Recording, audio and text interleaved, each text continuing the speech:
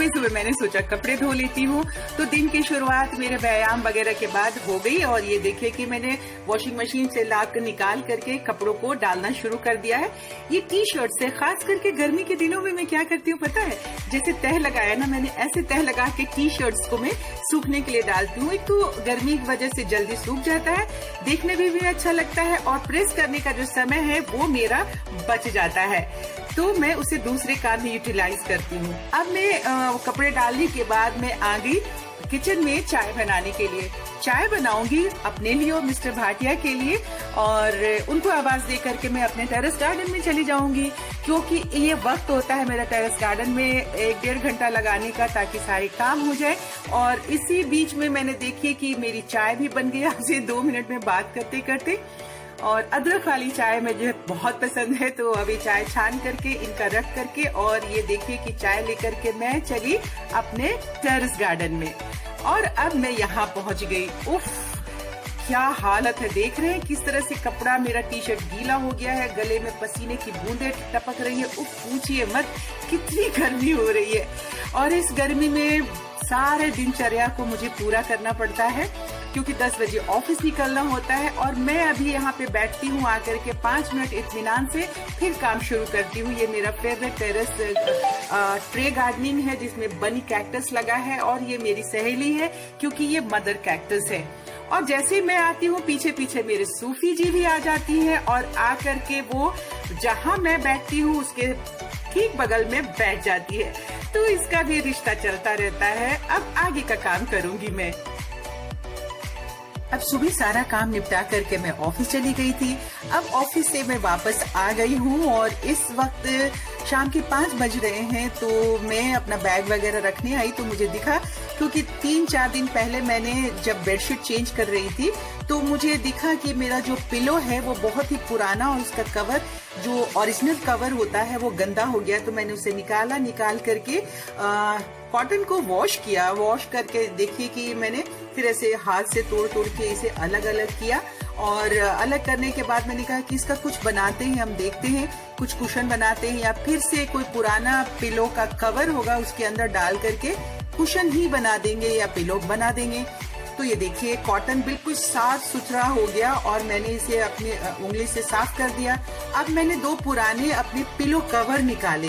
Pillow cover को निकालने का फायदा ये था कि ये एक बहुत मजबूत होता, तो दो परत के हो जाते। तो इसको मैंने स्क्वायरिश ऐसे मोड़ लिया, और मोड़ करके ये देखिए ऐसे मोड़ करके, और इसमें हम जो है 3 तरफ से इसकी मैं स्टिचिंग कर दूंगी, ये तीनों यहाँ से और ये नीचे की तरफ से। और स्टिचिंग करने के बाद मैं इसमें जो कॉटन है भर दूंगी। ये देखिए कि मैंने कॉटन इसमें भर दिया, और अब एक मेरा रेक्टेंगल कुशन बिल्कुल तैयार हो गया है ओरिजिनली, और बहुत ही मजबूत है ये। बस यहाँ से मुझे स्टिच करना है, और मैंने पूरी इसकी सिलाई की है, हाथ से, मशीन है नहीं। तो जैसे मैं ये तुरपाई कर रही हूँ ना, ऐसे ही मैंने पूरे इसके चारों तरफ से स्टिचिंग की है। थोड़ी मेहनत मुझे लगी, लेकिन करके मजा बहुत आया। तो धीरे धीरे करके ये देखिए कि मैंने यहाँ मोटी सी तुरपाई कर दी, और ये से करते करते ये तैयार हो जाएगा। अब इसी के साथ का एक और पिलो कवर है, उसमें भी मैं एक और रेक्टेंगल कुशन तैयार करूंगी, और इसके बाद इसके कवर कोई बनाने का दिल कर रहा है। मेहनत तो जरूर लगेगी मुझे, लेकिन अब दिल कर रहा है तो बस कर रहा है, तो मैं इसे जरूर पूरी करूंगी। तो ऐसे अगर हम तुरपाई कर देते हैं तो ये बहुत ही अच्छे से मजबूत सा मेरा एक रेक्टेंगल तैयार हो जाएगा। और इसी के साथ बहुत सारा कॉटन जब धोने के बाद तो बहुत ही कॉटन निकल आया इसमें। तो जब अब ये तैयार हो गया मेरा, तो अब ये तैयार हो गया तो दूसरा वाला भी मैं तैयार करूंगी। और तैयार करने के बाद इसके कवर को मैं चूज करती हूँ कि कैसे मैं इसका कवर बनाती हूँ। कवर भी मैं बनाऊंगी, कुछ आइडिया तो लगाऊंगी मैं जरूर, क्योंकि अब मेरा दिल कर रहा है तो मैं बनाऊंगी। कुछ तो आप सबके सामने उदाहरण देना है ना कि हाँ भाई मैंने किया है का। तो ये देखिए कुशन बिल्कुल ये तैयार हो गया हमारा, और इसी तरीके से मुझे दूसरा कुशन भी सिल करके तैयार करना है।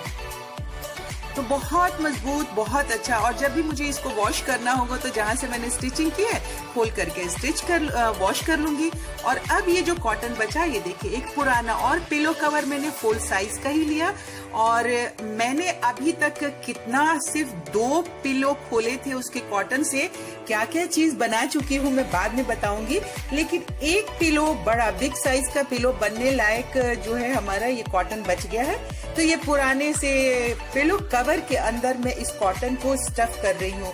और ये देखिए कि मैंने भर लिया पूरा। और भरने के बाद अब मैं इसे, जैसे छोटे वाले कुशन को मैंने स्टिच किया था उसी तरीके से, देखिए कितना फ्लफी, कितना गद्देदार मेरा ये कुशन बना है। और इतना वेटलेस हो गया, हल्का हो गया। और जब ये गंदा हो गया था, पुराना था, तो इतना भारी सा होता था। और एक तो वेट बहुत ज्यादा हो गया था पिलो का, और दूसरा कि बिल्कुल पिलो चिपक सा गया था। तो देखिए कि हमारे घर में अगर पुराने आपके भी पिलोज हैं तो आप इसे वॉश कर सकते हैं। सिर्फ आप सब के लिए ही मैं ये ऐसा करके दिखा रही हूँ, वरना घर में तो सब कहते हैं क्या तुम इतना मेहनत कर रही हो, 2 पिलो खरीद लो। खरीद सकते हैं, क्यों नहीं खरीद सकते हैं, लेकिन अपने हाथ से किए हुए काम की जो खुशी मिलती है ना, उसे क्या समझोगे तुम भाटिया बाबू। तो डांटते रहते हैं कि तुम बेकार के कामों में लगी रहती हो, इतने मेहनत करती हो, क्या फायदा है इन सब चीजों करने का। लेकिन मुझे वाकई में साथियों बहुत अच्छा लगता है, और आप सबके साथ अपनी इस मेहनत को शेयर करके भी बहुत अच्छा लगता है। तो ये देखिए कि धीरे धीरे करके मैंने स्टिच कर लिया, सुई धागे को वापस मैंने रखा। और अब आपको मैं दिखाती हूँ कि 2 पिलो खोल के मैंने उससे क्या क्या चीजें बनाई हैं। एक तो ये हमारा फुल साइज पिलो बन गया, ठीक है। इसके ऊपर मैं कवर, अभी तो कोई पुराना ही कवर चढ़ा दूंगी।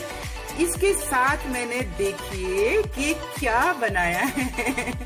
मुझे बहुत मजा आया। एक पुरानी फटी हुई चादर थी जिसे सूफी ने फाड़ दिया था। जब वो शैतानी करती है ना तो चादर फाड़ देती है, तो चादर फाड़ दिया था। तो इससे देखिए कि उसी कॉटन से मैंने इसे राउंड शेप का 2 कुशन ये बना लिया। इसका भी कवर